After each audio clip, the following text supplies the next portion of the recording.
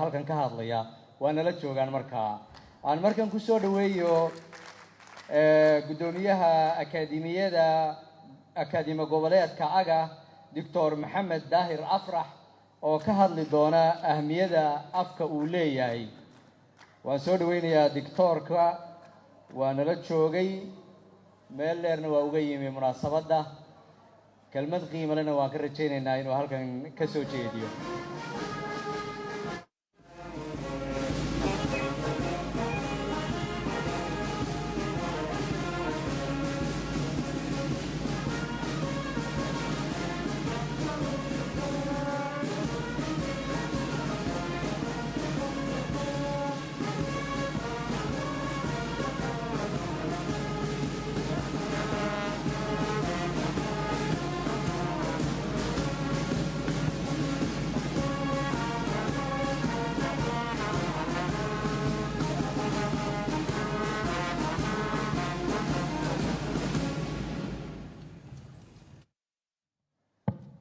بسم الله مدن مدحوينه xubnaha golayaasha dowladda iyo baarlamaanka madaxda kale sharafta leh ee goobjooga guddiga af Soomaaliga xubnihiisa iyo madaxdiisa bulshada qaybaheeda kala duwan halka fadhida oo ay ku jiraan bahda fanka iyo suugaanta iyo saxaafadda dhammaantiin assalaamu calaykum waraxmatullaahi wabarakaatuh. runtii farxad ayay ii tahay fursaddan ka qaybgalka munaasabadda noocan ah. waxa weeye shakhsi ahaan farxadda munaasabad caynkan ah oo muxuu ahaa heerkii qaran ee ugu sarreeyey madaxweynuhu aabba ka yahay bulshadii oo dhan ku dhan tahay qaybeedii kala duwanaa madaxdeedii iyo maskaxmaalkeedii masraxii qaranka lagu qabanayo oo dib u soo noolaaday af Soomaali keliya ku saabsan farxadda ay gelinayso waxa weeye maaha mid aan tilmaami karayo. xusuustaydu waxay isgarab dhigaysaa maqaamka hadda af Soomaaliga ay munaasabadani muujinayso oo la gaarsiiyey ku baraarugiisa iyo qiimihiisa. sawirkaas aan dhex joogo maanta nasiib wanaag iyo sawir aan dhex joogay 27 sano ka hor afar madoobaatay oo qurba joog ah oo aan ka mid ahaa oo magaalada London ka dhex qaylinayay qayladhaan rafkan yaa lahaayey yaa maali jirayey waa la badbaadiyey ummaddii dhimatay yacni qarannimadii dhimatay yacni muxuu ahaa afka iyo dhaqanka iyo aqoontii ay ka daba dhiman. markaa waa nala yaabay dad yacni muxuu ahaa waalan oo kale waxaan maxay ka hadlayaan yacni af bay ka hadlayaan qaran dhan oo dumay iyo muxuu ahaa ummad rogmatay. annana waxaan lahayn waa doonidii badbaadada oo lagu badbaadin lahaa muxuu ahaa qaranka dumay lagu soo noolayn lahaa weeye afka iyo aqoonta uu xambaarsan yahay iyo dhaqanka oo uu dhexaad u yahay. markaas wax dhag u jaqasiinaya iyo cid kaloo hadal haysa iyo waxaas oo dhan yacni qayladhaantaas aan wixii itaal ah hadday qoraal tahay iyo hadday baaqiyo la qoro tahay iyo hadday shirar abaabulo tahay iyo hadday buugaag la soo saaro tahay waxay socoto marka maanta waa tan halkaas heerkaas waa wax waxa weeye runtii maaragtay farxad weyn gelinaya. ma jecli inaan hadal badan idinku daaliyo maxaa yeelay waqtiguna waa ciriiri waqtigaa yarna wuxuu ka dhexeeyaa dad badan waa la soo daalayaa baa la moodaa. hadalka murtidiisana waxaa iga dambayn doona dad iga mudan oo ay ka mid yihiin muxuu ahaa madaxda dalku oo madaxweynuhu hormuud ka yahay. marka keliya waxaan jeclahay in aan muxuu ahaa wax yar oo xoojin ah iyo sii iftiimin ahmiyadda af Soomaaliga maadaama muxuu ahaa halku dhagga halkan uu ka shanqariyey magacayga ka hor qoran uu yahay ahmiyadda af Soomaaliga. mudane madaxweyne af soomaaliga afkeenna hooyo waxa weeye waa nicmo ilaahay ku manaystay ummadda soomaaliyeed. waxaan odhan karaa waa nicmadda ugu weyn, waa nicmadda koowaad. ta labaad dhulka iyo khayraadka ku jira weeye. dad badan baa odhan kara yani muxuu ahaa tan labaad uu odhanaya maaragtay dhulka iyo khayraadka ku jira soo tan koowaad maha iyadu, xataa hadday yani ila qiraan afku inuu nimcad yahay. waxa weeye waa wax laga doodi karo, laakiin doodda anigu aan ku salaynayo oraahdaas waxa weeye afku waa jiritaanka, waa astaanta iyo jiritaanka ummadnimo ee ummad kasta. maxaa yeelay waxa weeye afku waa dhaqansidaha, waa furaha aqoonta. haddii ummadda aqoonteedii iyo dhaqankeedii iyo afkeedu ay dhintaanna way dhimatay ummaddaas. ummad dhimatayna dhul iyo khayraad ku jira kama faa'iidaysan karto. waxa weeye ama waa lagala wareegayaa ama waa lagu gubaysanayaa dhulka iyo khayraadkiisa. marka afkan ahmediisu intaas ilaagtayo in ka weyn oo hadda aanan maaragtay rabin waqtigan muxuu ahaa ciriiriga inaan idinku daaliyo. waxa weeye afku marka ahmiyaddaas uu leeyahay. nicmada kale oo ilaahay soomaalida xagga afka ku manaystay waxaa ka mid a ummadda soomaaliyeed geeska gees iyo meel ay joogtaba inay isku af tahay oo iswada fahmayso oo isku dhaqan tahay oo isku taariikh tahay. marka afku waxaa la odhan karaa waa astaanta soomaalinimada. marka afka qiimahaas le iyo wax badan oo hadda aan maaragtay muxuu ahaa sii faahfaahinayn, waxaa dad badan oo innaga ahi ma fahamsanan nasiib daro. waxa weeye waxaa maanta laga doorbidaa in afaf kale lagu faano, isagana laga faano. laakiin weligeed sidaa lama ahaan jirin. waxaa jiri jiray waxgarad soomaaliyeed oo afkaa qiimihiisa garanayay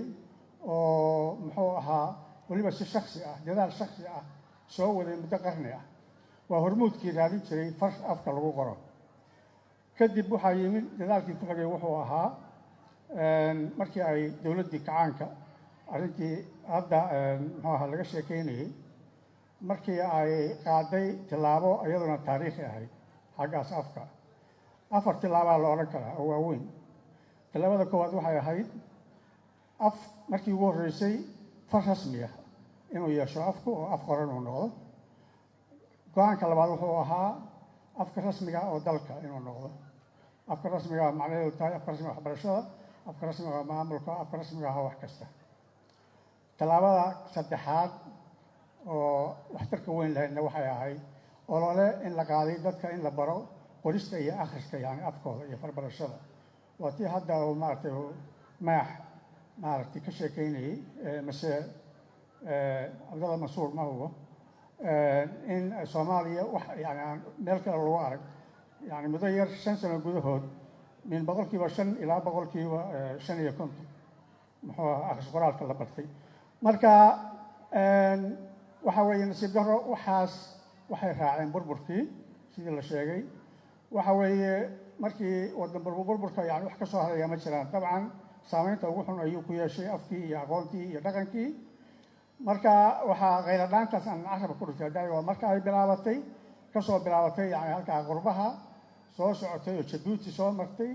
Jabuuti iyo muxuu ahaa jigjiga dowladdeegaanka Soomaalida Itoobiya dadaal weyn intii Soomaaliya burbursanayd ama dowladdeedu maqnayd dadaal weyn bay sameeyeen oo runtii ay muxuu ahaa mahadcelin ku mudan yihiin. kadib iftiinkii waa kan dee soo noolaanshaha dowladnimadii maaragtay muxuu ahaa Soomaaliya ay la soo noolaatay ku baraarugii maaragtay muxuu ahaa qiimaha afka. dowladdu waa dadaashay federaalka ah intii itaalkeeda ah, inta kalena waa laga sugayaa. dadaalkaas waxyaalaha hoos ka xariiqida mudan waxaa ka mid ah halkana laga bilaabi karaa goobtan aanu joogno sidii uu ekaa yani masraxan iyo goobaha taariikhiga oo kasoo horjeeda oo madxafka iyo muxuu ahaa maktabadda oo dadka dhaqanka iyo afka iyo waxaas iyo taariikhda iyo qiimahooda garanaya. marka aanu hormarayno maaragtay muxuu ahaa aanu tacsiif hoos uga jeesan jirnay maanta oo ku anuurayo. waxaa ka mid ahaa manhajka maaragtay waxbarashada iyo soomaaliyeyntiisa soo noolayntii xataa akademiyada cilmiga iyo fanka ayaa ka mid ahayd guddigan hadda loo dabaaldegayo soo dhoweyntii akademiya goboleedka af soomaaliga iyo muxuu ahaa xarunsiinteedii oo dowladda federaalka ah ay codsatay in xarunteeda loo soo wareejiyo magaalada muqdisho oo annagoo dhan aanu u arkaynay inay tahay meesha mudan oo hooyadii afka ah maaragtay iyo hooyadii ummadda marka intaasoo dhan waxa weeye waa tallaabooyin mudan maaragtay in muxuu ahaa hoosta laga xariiqo laakiin inta hadhana waa kasii badan tahay runtii waxa weeye waxaa ku jiray soo jireenkeenna muxuu ahaa wax la yidhaahdo oday baa wiilkiisu intuu dagaal ka qayb galay wuu maaragtay aabbihii markii lasoo noqday u faanayaayoo leeyahay aabo markasta shidada sidaan maanta marka halkii uu ka sugayey wallaahi nin door baatay maaragtay wuxuu yidhi maandhow waa intaasoo aa ugala sii dhawaataa ayuu yidhi marka intaasoo aan uga sii dhawaataa weeye hadda waanu leenahay muxuu ahaa madaxweynaha iyo dowladda oo intii muxuu ahaa cabdulqaadir maax sheegana waan ku raacsanahay oo aad bay muhim u yihiin oo aan maaragtay muxuu ahaa ugu riyaaqayay in yaroo aan kusii dari lahana waxa weeye waxaa jirta afka yani unesco qayladhaan ay soo wadeen hadda muddo gaaraysa 30 sano waxay ka qayladhaaminayeen afafka duniyada lagaga hadlo kala baroo bar inay ku dhimanayaan muddo 50 sano gudahood waxaa jira oo dilaya cudurradaas waa 9 waxay ku magacaabeen afka ingiriiska risk factories afdilayaal baan ku magacaabnay af soomaaliga waxaa ugu horeeya 4 yani afdilo oo afka uu ka dhinto ama ka noolaan karo waxa weeye afku marka uu ka baxo ciddii lahayd nidaamkooda waxbarashada oo af kale uu noqdo afka waxbarashada waa ta koowaad ta labaad waxa weeye maamulka afkii maamulka hadduu noqon waayo xafiisyada iyo ganacsiyada iyo adeega bulshada afka loo adeegsanayo hadduu noqon waayo waa sidoo kale waxa weeye afka warbaahinta suugaanta iyo halabuurka yani 4 tiir weeye 4 burburka ka hor dabcan af soomaaliga ahaa afka rasmiga ah oo maaragtay loogu adeegsado si sax ah maantana waynu garanaynaa yani waxa weeye qaar uu ka maqan yahay oo afaf kale ay bedeleen oo ka faa'iidaysteen burburkii iyo booskiisii soo buuxiyeen iyo qaar lala dhacayo oo tayadii loo isticmaali jiray afka yani iyo wax ku dhow midna aan loo isticmaalayn tusaale fiican waxaa ah dhowrkii tusaale oo uu bixinayay abwaankii halkan muxuu ahaa abwaan cawd gale guddiga ka mid ahaa oo uu ka soo xigtay maaragtay wariyayaasha idaacadaha af soomaaliga ku hadla maaragtay waxyaalaha uu ka dhageystay idaacaduhu waxay ahaan jireen berigii hore madrasada labaad oo laga barto maaragtay jiilka soo koraya afka saxa ah yani uu kaga daydo oo uu ka barto ayay ahaan jireen xataa laga soo bilaabo idaacaddii maaragtay muxuu ahaa BBC da af soomaaliga raadiyo muqdisho raadiyo hargeysa ayaan ka baran jiray annagoo markii aanu maaragtay muxuu ahaa da'yarta ahayn yani af soomaaliga saxa ah maantana waxa weeye af soomaaliga tabaalaysan oo qaldan oo inuu sii dhimanayo sii ildaran yahay maaragtay muxuu ahaa lagu tilmaami karo meesha ay da'yartu maaragtay kaga dayanaysaa waxa ugu daran ugu horeeya waxa weeye waa qalabka warbaahintii af soomaaliga ku hadla oo weliba hadda ay kusoo kordheen qalabkan electroniga ah oo isaga xaalkiisa ilaahay ogyahay tira ahaan way badatay way bateen warbaahintii af soomaaliga laakiin taya ahaan burbur yani aad yani maaragtay naxdin ayaa meesha ka socda marka waxa weeye in lagu soo celiyo waxaan uga soo socday maaragtay muxuu ahaa tala bixinta in lagu soo celiyo si dhab ah loogu soo celiyo afka maqaamkiisii uu ahaa afka rasmiga ee dalka hadda dastuurka waa noogu qoran yahay dowladduna maaragtay wareegtooyin iyo waa la soo saaray laakiin fulinteedii ma hayno runta marka laisu sheego oo waxa weeye waynu wada ognahay tayada maaragtay muxuu ahaa waxbarashada manhajka yani af soomaaliga iyo buugaagta la qoro oo maanta magaranaysa muxuu ahaa bandhigyada iyo aan ku arkayno bandhig buugaadyada iyo xafiisyada yani waxa weeye waxaan mar walba la kulmaa ama ingiriis keliya ama ingiriis iyo soomaali iyo maaragta isku laaqan mararka qaarkood ingiriis iyo soomaali iyo talyaani baad ugu tegaysaa marka waxa weeye madaxda waa dalaalka meesha mar walbaba ninba taagtiisa qodaxda u tagtaa baa la yidhi tabartii marba lagama boodi karo maaragtay madaxda laakiin dadaalka yani waxaan ku talin lahaa waxyaalaha caawin kara dadaalkaas oo looga dhawayn karo waxaa ka mid a wareegta waxba ma tarayso haddaan yacni maaragtay lagu darin laba arrimood kow mechanism waxaan lagu yidhaha af ingiriiska yacni dabagal cid dabagasha yacni fulinta amaradii soo baxay yacni fulintooda maaragtay muxuu ahaa dabagasha oo ciddii fulin weyda yani tallaabadii laga qaadi lahaa ay daba socoto taas waa mid qodobka kaloo muhimkahay waxa weeye dadkii ka shaqayn lahaa matalan dadka xafiisyada ka shaqeeya yacni muxuu ahaa waxaa la odhan karaa intooda badan ama in badan oo ka mid a haddaan intooda badan baan u malaynaya inay yihiin waa dad ama maaragtay muxuu ahaa aan af soomaali sax ah kuna soo barbaarin af soomaalina wax ku baran maaragtay af soomaali saxa aan qori karin weeye ama qaar qurba joog ah weeye oo meelahaas ka yimi oo magaranaysa af soomaaliga xataa qoristiisu iyo akhriskiisu ay ku adag tahay marka in la sameeyo ololihii maaragtay farbaridda in lasoo rogo oo muxuu ahaa 70-nadii oo kale oo heerka hadda awoodeennu ay tahay dabcan kii aan awooddiisii hadda ma jirteen in calal aqal la sameeyo in imtixaan laga qaado dadka maaragtay soo gelaya shaqada imtixaanka af soomaaliga in lagu daro maaragtay shuruudaha yani shaqada lagu siinayo iyo in kuwa jooga yani muxuu ahaa loo furo tababaro oo la yidhaha tababarahaas qofkii aan ka soo bixin oo imtixaankooda ku guulaysan yani shaqada waa waayaya yani tallaabooyin caynkaas oo kale ah tabeelayaashii la sheegaya yani in laga bilaabo yani waxa adduunku uu maaragtay muxuu ahaa wejiga ugu horreeya waa boorarkeennaa la akhrisanaya marka waxa weeye waxaa hay-adahan dhaqanka ee lasoo nooleeyey oo aan maaragtay uga mahad celinayn oo ku bogaadinayn dowladda oo madxafka iyo masraxa iyo maaragtay muxuu ahaa maktabadda dhismayaashii waa lasoo nooleeyey bilicdii alxamdulilah laakiin nuxurkii wixii loo adeegsan jirayna in lasoo nooleeyo wixii ay ahayd in la dhigo maktabadda wixii ay ahayd in la dhigo maaragtay lagu kadiyo madxafka wixii ay ahayd in lagu qabto yacni masraxa wixii ay qaban jireen iyo wixii ooli jiray sidii loo soo noolayn lahaa mar kale taasaa maaragtay muxuu ahaa macno weyn samaynaysa oo in maaragtay loo tabasheeta ma rabo inaan muxuu ahaa kusii dheeraado waxaan kusoo gabagabeynayaa dayaca maanta uu af soomaaliya ku jiro iyo halista uu ku jiro oo unesco ay ku dartay afafka halista ku jira waktiga soo socda waktigan hadda la joogo maaha iyo kan ku xiga laakiin waktiga soo socda oo 9kii cudur oo afafka dilayey 8 ka mid ah ay yidhahdeen af soomaaliga waa ku furan yihiin hal mid marka laga reebo arrintaas si loo badbaadiyo yani afka waxay u baahan tahay dadaal badan dadaal wada jir ah dadaal yani muxuu ahaa la isu kaashado dadaal aan loo kala harin muxuu ahaa waagaas aan sheegayo oo tabliiqa hiilka afka hooyo wax la yidhaahdo aanu halkaa ka wadi jiray waxaan halqabsigu wuxuu ahaa u hiili afkaaga hooyo marka hiilka afka hooyo waxaa jiray network maaragtay silsilad aan u bixinay halyeeyada hiilka afka hooyo marka waxaan rabnaa madaxdeenu inay noqdaan halyeeyada hiilka afka hooyo marka kuma filla cid keliya kuma filla dowladdu kuma filla hay-adaha madaxa bannaan kuma filla hal akademiye iyo hal wasaarad iyo midna kuma filla waxa weeye in laisu wada kaashado